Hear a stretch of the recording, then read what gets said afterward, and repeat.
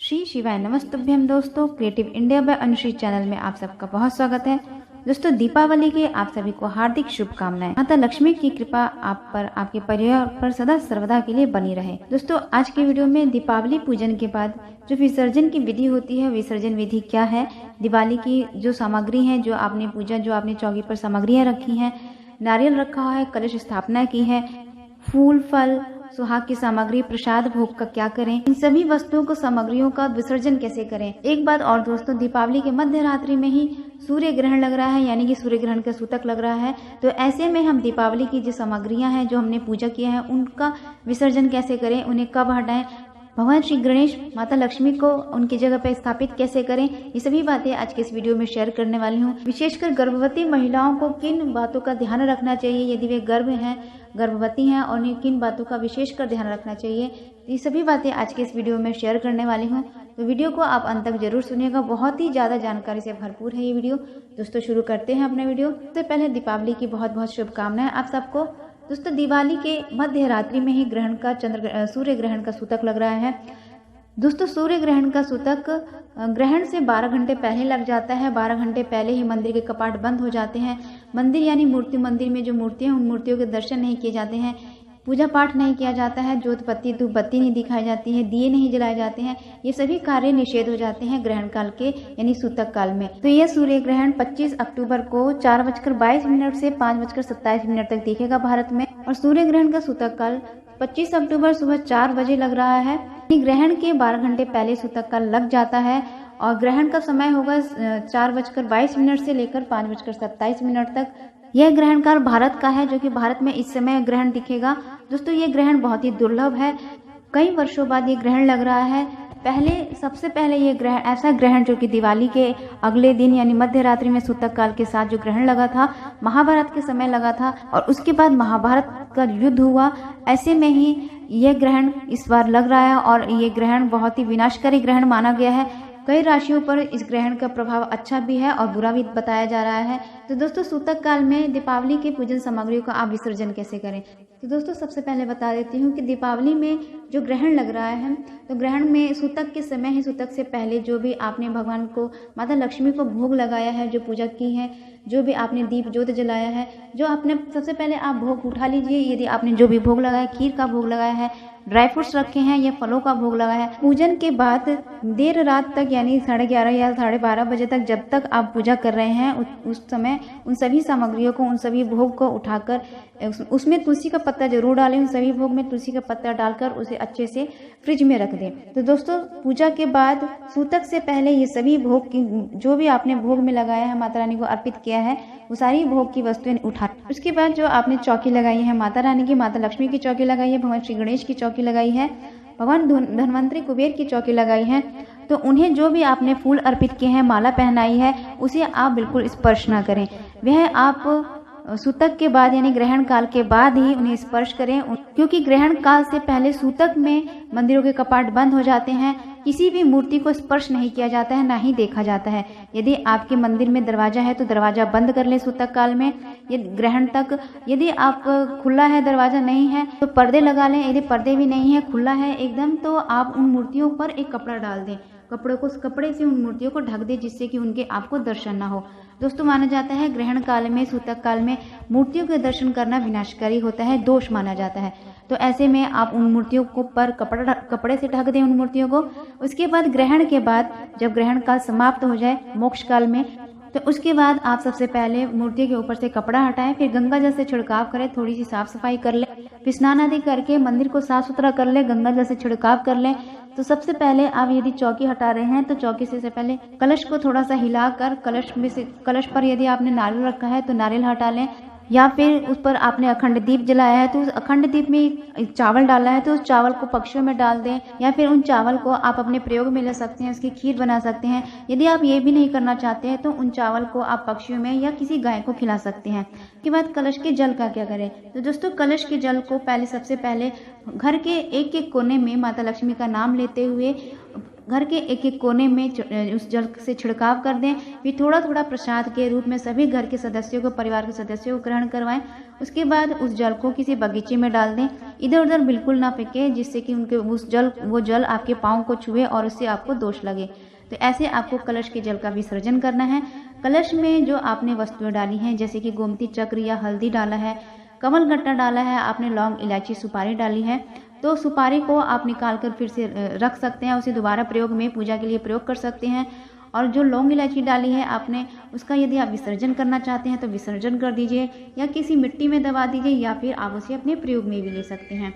जो आपने हल्दी डाली है, हल्दी को आप प्रयोग में ले सकते हैं, लेकिन में गीला होने के बाद से खराब हो जाता है, उसमें कीड़े लग जाते हैं, तो ऐसे में आप हल्दी का विसर्जन कर सकते हैं। जो आपने गोमती चक्र या फिर कमल गट्टा डाला है, या फिर 1 रुपये का सिक्का डाला है, चांदी का सिक्का डाला है, उसे एक लाल कपड़े में बांधकर, जहां आप धन संचय करते हैं अपने तिजोरी वाले स्थान पर, उसे एक लाल कपड़े में डालकर बांधकर उस स्थान पर रख सकते हैं। माता लक्ष्मी से प्रार्थना करते हैं कि हे माँ लक्ष्मी, आपकी कृपा से मेरी पूजा संपन्न हुई। हे माँ लक्ष्मी, आप मेरे घर में अपना स्थायी वास बनाए रखिए। फिर से मैं जब आपको बुलाऊं, आपका आवाहन करूं, तो कृपया कर मेरे घर में पधारिए और अपना आशीर्वाद बनाए रखिए।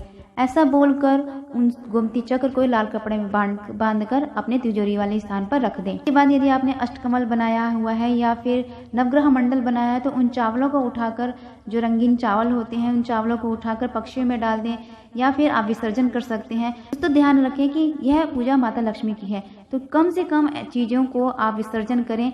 ऐसी चीज़ों को विसर्जन करें जो आप नहीं रख सकते हैं, जो खराब होने वाली चीज़ें हैं। जिन सामग्रियों का आप प्रयोग कर सकते हैं, अपने प्रयोग में ले सकते हैं, उन सामग्रियों को आप अपने प्रयोग में ले लें, उनका विसर्जन ना करें।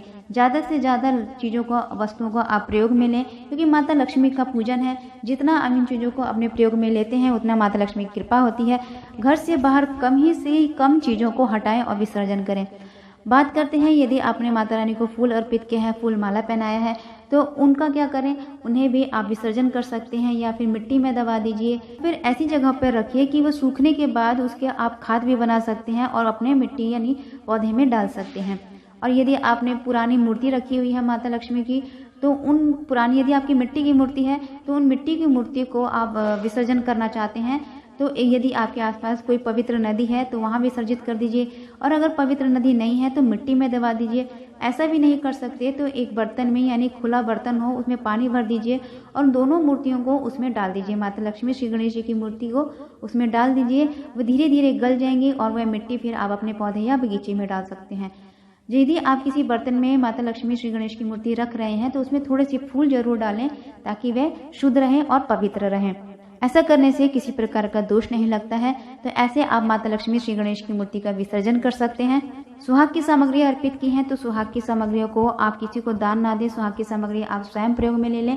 ये सभी विसर्जन विधि आपको ग्रहण काल के बाद ही करना है, यानी ग्रहण काल के बाद जब आप स्नान आदि कर लें, उसके बाद ही आपको मंदिर चुना है, स्पर्श करना है। सूतक काल के दौरान यदि खाने पीने की जो वस्तुएं हैं, उन वस्तुओं में तुलसी के पत्ते डाल दें। नहीं है तुलसी के पत्ते तो आप कुशा के पत्ते भी डाल सकते हैं। कुशा की जो घास होती है, उस घास को भी सभी खाने पीने की वस्तुओं में आप डाल सकते हैं। ऐसा करने से वह खाना बासी नहीं होता और किसी प्रकार से कोई दोष नहीं लगता है। संध्या के पूजन में आप भगवान श्री गणेश का पूजन करें। आपके मंदिर में जो भी देवी देवता स्थापित है, उनका पूर्ण विधि विधान से पूजन करें। श्री ठाकुर जी महाराज का स्नान अभिषेक कर, उन्हें चंदन तिलक कर, उन्हें वस्त्र आभूषण बनाएं, भोग लगाएं, धूप दीप ज्योत प्रज्वलित करें। तो ऐसे आपको दीपावली के पूजन की सामग्रियों का विसर्जन करना है और कुछ वस्तुओं को अपने प्रयोग में ले लेना है। अब बात करते हैं गर्भवती स्त्रियों को किन बातों का ध्यान रखना चाहिए।